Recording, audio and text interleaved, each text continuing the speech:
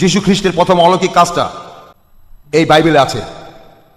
এটা আপনারা পাবেন গসপেল অফ জনের 2য় অধ্যায়ে, যে যীশু খ্রিস্ট তার শিষ্যরা এবং তার মাকে এক বিয়ের উৎসবে দাওয়াত করা হয়েছে ক্যানায়। ক্যানা হলো একটা জায়গার নাম। ক্যানার একটা বিয়ের উৎসব। সেখানে অতিথিদের মদে ঘাটতি পড়ল। যিশুর মা আসলেন। যিশুর মা এসে বললেন, বাবা দেখো এই লোকগুলোর মদে ঘাটতি হয়েছে। আমি জানি তোমার কিছু রহস্যময় ক্ষমতা আছে, রহস্যময় ক্ষমতা, এদের সমস্যাটা সমাধান করে দাও।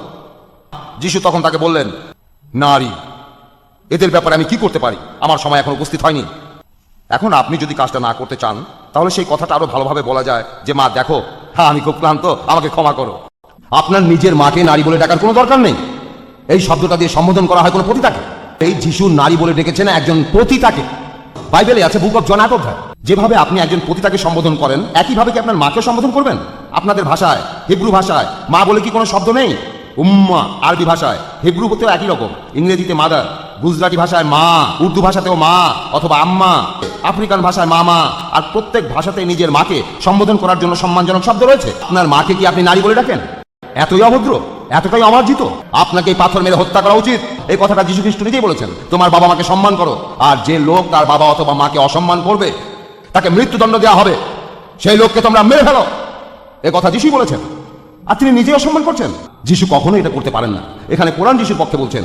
সূরা মারিয়ামের 32 নম্বর আয়াত, बर्रम बिवालिदती। তিনি অনুগত ছিলেন মায়ের প্রতি এবং তিনি উদ্ধত ও হতভাগ্য ছিলেন না। বাইবেলে এই কথাগুলো যেই লিখে থাকুক না কেন আমি তেমন কথা বলবো না। কিন্তু যখন যিশুর মা তাকে অনুরোধ করলেন, যিশু সেই পানিকে মদ বানিয়ে দিলেন। তারপর থেকে খ্রিস্টানদের দেশে মদ পানির মতোই সহজলভ্য হয়ে গেছে। খ্রিস্টানদের দেশে আমেরিকায় 4.5 কোটি মানুষ অ্যালকোহলিক। তাদের আপনারা বলেন প্রবলেম ড্রিঙ্কার। হ্যাঁ, প্রত্যেক দেশে কিছু মজার মজার নিয়ম আছে। হেভি ড্রিঙ্কার, প্রবলেম ড্রিঙ্কার, তাদেরকে মাতাল বলা হয় না, তাদের বলা হয় অ্যালকোহলিক। তারা সবাই অসুস্থ, তারা অসুস্থ। এতক্ষণ বললাম বাইবেল অনুযায়ী যিশুর প্রথম অলৌকিক কাজ।